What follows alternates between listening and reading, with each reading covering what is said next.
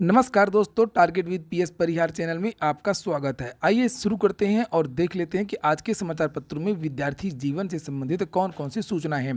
तो वीडियो को जल्दी से लाइक कर दें, शेयर कर दें और जिन छात्रों ने चैनल को अभी भी सब्सक्राइब न किया हो तो जल्दी से सब्सक्राइब कर लें ताकि आप लोगों को इसी प्रकार की अथेंटिक अपडेट सबसे पहले मिलती है। आगे बढ़ने से पहले एक सूचना उन विद्यार्थियों के लिए जो विद्यार्थी यूपी ट्रिपल एस पीईटी की तैयारी कर रहे हैं। वे सभी अभ्यर्थी सरस्वती प्रकाशन प्राइवेट लिमिटेड की ये महत्वपूर्ण पुस्तक ले सकते हैं। इसमें 2100 से ज़्यादा प्रश्न उत्तर हैं और इन उत्तरों की जो व्याख्या वो काफ़ी अच्छी तरीके से दी गई है। इसी पुस्तक में आपको 2 सॉल्व पेपर भी देखने को मिल जाएंगे। पिछले साल के 5 मॉडल पेपर भी हैं। सभी कापी किताबों की दुकानों में सरस्वती प्रकाशन प्राइवेट लिमिटेड की आपको ये पुस्तकें देखने को मिल जाएंगी। और अगर आप लोग ऑनलाइन इत्यादि मंगवाना चाहती हैं या आपके यहाँ ये पुस्तक नहीं मिल रही है तो डिस्क्रिप्शन में कॉन्टैक्ट नंबर इत्यादि दिया गया है, वहाँ जाकर के आप लोग ऑनलाइन भी मंगवा सकते हैं। सरस्वती प्रकाशन की बहुत सारी जो पुस्तकें हैं वो मार्केट पे आ गई हैं। जैसे आप लोग देख सकते हैं, लेखपाल भर्ती की पुस्तकें मिल जाएंगी आप लोगों को, रेलवे ग्रुप डी की भी मिल जाएंगी, पीईटी की भी मिल जाएंगी। चलिए शुरू करते हैं अब आज की सूचनाओं को। सबसे पहली जो सूचना है वो है 2200 लेखपाल और अमीन बनेंगे रेवेन्यू इंस्पेक्टर। ये देखिए लिखा है 2200 लेखपालों और अमीनों को मिलेगी पदोन्नति, बनेंगे राजस्व निरीक्षक। राजस्व निरीक्षक के रिक्त पदों को पदोन्नति से भरने की तैयारी है।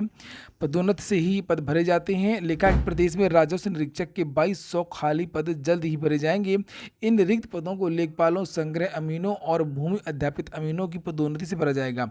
राजस्व निरीक्षक के पद पर लेखपालों और अमीनों की पदोन्नति के लिए राजस्व परिषद जल्द ही विभागीय प्रोन्नति समिति डीपीसी बैठक करने की तैयारी कर रहा है। राजस्व निरीक्षक के पद पर यह पदोन्नति चयन वर्ष 2021-22 के लिए की जानी है। प्रदेश में राजस्व निरीक्षकों के 4281 पद सृजित हैं।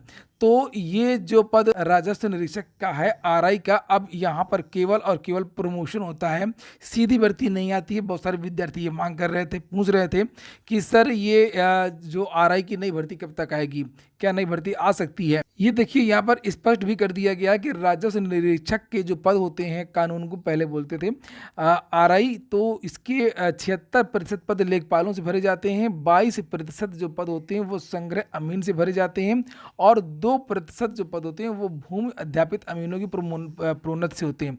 यानी कि 100% जो पद होते हैं वो इस तरीके से प्रमोशन के द्वारा भरे जाते हैं। और कुछ दिन पहले भी इन लोगों का प्रमोशन हुआ था 2018, 19, 19, 20, 21 का। अच्छी बात यह है कि 2200 लेखपाल के जो पद हैं ये अगर रिक्त हो जाएंगे तो जो आने वाली भर्ती है अगले साल लेखपालों की, उसमें ये पद जुड़ जाएंगे। लगभग 4000 पद पहले से ही रिक्त हैं, 2200 पद ये जुड़ जाएंगे तो लगभग 6000 पद लेखपाल के हो सकते हैं। क्योंकि ये जो प्रमोशन हो रहा है इसमें भी ज़्यादातर लेखपालों का ही प्रमोशन है। आपने देखा होगा नीचे लिखा है कि 76% लेखपालों का प्रमोशन होता है।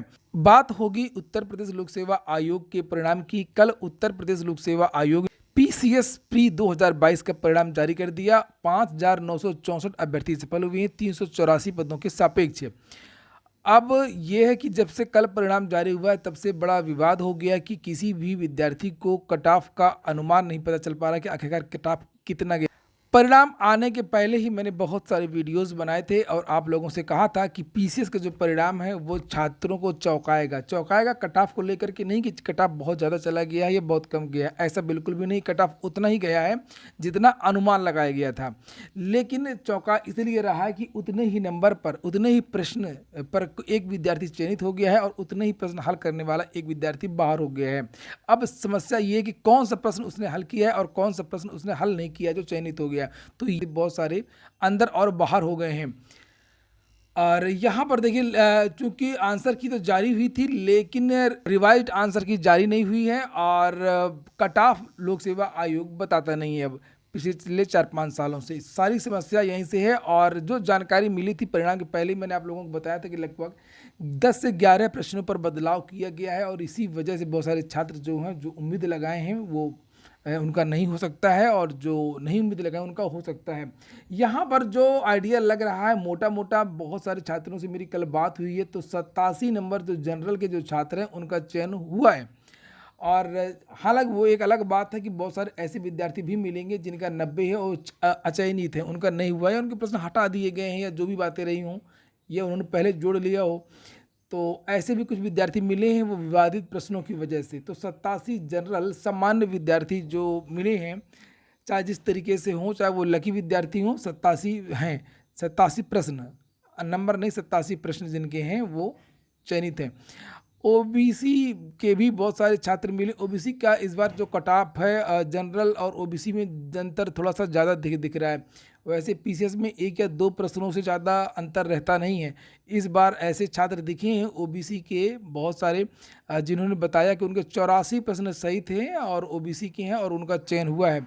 और वही बात यहाँ पर भी है, जो जनरल के विद्यार्थी हैं 90 वाले, तो ओबीसी के भी ऐसे बहुत सारे विद्यार्थी हैं जो 87-88 बता रहे हैं, लेकिन चयन नहीं हुआ है। बस बात वही है कि जो विवादित प्रश्न है उसकी वजह से किस तरीके से जोड़ा है, कौन से प्रश्न माने गए हैं, कौन से नहीं माने गए हैं, किनको डिलीट किया गया है, और इसी की वजह से ऐसा हुआ है। छात्राओं में भी बहुत सारी ऐसी छात्राएं मिली हैं जनरल की जिनका 84 में चयन हुआ है। आंकड़े और धीरे धीरे आ रहे हैं और जैसे अभी और आंकड़े आ जाएंगे तो चीज़ें स्पष्ट हो जाएंगी। अभी तक का आंकड़ा यही है कि जो 87 है जनरल है, 84 है ओबीसी है, 84 जनरल महिला भी है और लगभग 81 प्रश्न एससी के मिले हैं जिन्होंने कमेंट किया है और जिन्होंने बताया है जिनका चयन हुआ है। मुख्य परीक्षा 27 तारीख से प्रस्तावित है। अगली सूचना अधीनस्थ की है। लिखा पीईटी आवेदन की अंतिम तिथि अब 31 जुलाई, रजिस्ट्रेशन की अंतिम तिथि 31 जुलाई कर दी गई है। वास्तव में डेट को बढ़ाने को लेकर के कोई योजना यूपीएससी की नहीं थी, लेकिन सर्वर खराब था, सर्वर चल नहीं रहा था, कुछ लोगों ने शिकायत की है, तो 4 दिन की लगभग राहत दे दी गई है। 27 से बढ़ा करके 31 जुलाई रजिस्ट्रेशन की डेट की बढ़ाई गई है, जबकि समायोजन, शुल्क समायोजन और आवेदन में संशोधन की कोई डेट नहीं बढ़ाई गई है। ये तारीखें वही हैं, यहाँ पर लिखा कि 3 अगस्त तक ही हैं। ये लिखा हुआ है नीचे कि यूपीएससी के सचिव अवनीश सक्सेना ने बताया कि परीक्षा शुल्क समायोजन व आवेदन पत्र में संशोधन 3 अगस्त तक किए जा सकेंगे। तो ये डेट पहले की है, यथावत रखी गई है, इसलिए जो विद्यार्थी आवेदन न कर पाए हों सर्वर की वजह से, वो लोग विद्यार्थी आवेदन कर सकते हैं। 51 एडेड महाविद्यालयों को जल्द मिलेंगे प्राचार्य। लिखा कि लंबे समय से प्रभारी प्राचार्य के भरोसे चल रहे प्रदेश भर के 51 एडेड महाविद्यालयों में जल्द प्राचार्यों की भर्ती की जाएगी। इसके लिए उच्च शिक्षा निदेशालय ने प्रक्रिया शुरू कर दी है। पीईटी की एक सूचना और है आज के समाचार पत्रों में कि अब तक रिकॉर्ड आवेदन हुआ है। आप लोग यहाँ पर देख सकते हैं कि प्रवीर कुमार का जो चेयरमैन है उनका बयान भी छपा है। आयोग के अध्यक्ष प्रवीर कुमार ने बताया कि बोर्ड के सदस्यों में ये फैसला लिया गया है, जो डेट बढ़ी है उसके बारे में लास्ट में, और अब तक 40 लाख आवेदन जमा हो चुके हैं। ये उत्तर प्रदेश का अब तक का रिकॉर्ड है कि पीईटी में किसी भर्ती में, मुझे याद नहीं आ रहा कि उत्तर प्रदेश में या किसी भी पूरे देश में इतने ज़्यादा आवेदन हुए, अगर रेलवे को छोड़ दिया जाए तो इतने ज़्यादा आवेदन हुए हैं। और इस बार जो कंपटीशन है वो बहुत ज़्यादा रहने वाला है। अगली सूचना है केंद्रीय बलों में 84,000 से ज़्यादा पद खाली, और ये यहाँ पर पूरे आंकड़े दिए गए हैं और लिखा गया है कि ये जो 84,000 पद हैं इनको दिसंबर 2000, ये देखिए लिखा है संसद में, ये बयान दिया गया है, ये लिखा अगले साल दिसंबर तक भरा जाएगा। तो दिसंबर तक ये भर्तियां पूरी करनी है, इसलिए आपको आने वाले वर्ष में भर्तियां बहुत सारी देखने को मिल सकती हैं। सीआरपीएफ, सीआईएसएफ और जितने भी केंद्रीय बल हैं सभी विभागों में। वहीं केंद्र सरकार का एक और दावा है कि हमने 8 साल में 7,22,000 को नौकरी दी है और इन पूरे 8 सालों में लगभग 22 करोड़ से ज़्यादा आवेदन आए हैं। स्वास्थ्य कर्मी पुरुष की चयन प्रक्रिया पर रोक लगा दी गई है हाईकोर्ट के द्वारा, और लिखा हुआ है कि इलाहाबाद हाईकोर्ट की लखनऊ पीठ ने प्रदेश के स्वास्थ्य कर्मी पुरुष की नियमित 660 पदों पर प्रशिक्षण की चयन प्रक्रिया पर 14 सितंबर तक रोक लगा दी है। कोर्ट ने मामले में राज्य सरकार समेत अन्य पक्षकारों से 4 हफ्ते में जवाब मांगा है और इस केस की अगली जो सुनवाई है वो 14 सितंबर को तय करते हुए अब तक 26 मई की विज्ञापन के तहत आगे की जो चयन प्रक्रिया उस पर रोक लगा दी गई। वीडियो अच्छा लगा हो तो लाइक कर दें। अगर जुड़ना चाहते हो तो टेलीग्राम चैनल से भी जुड़ सकते हैं।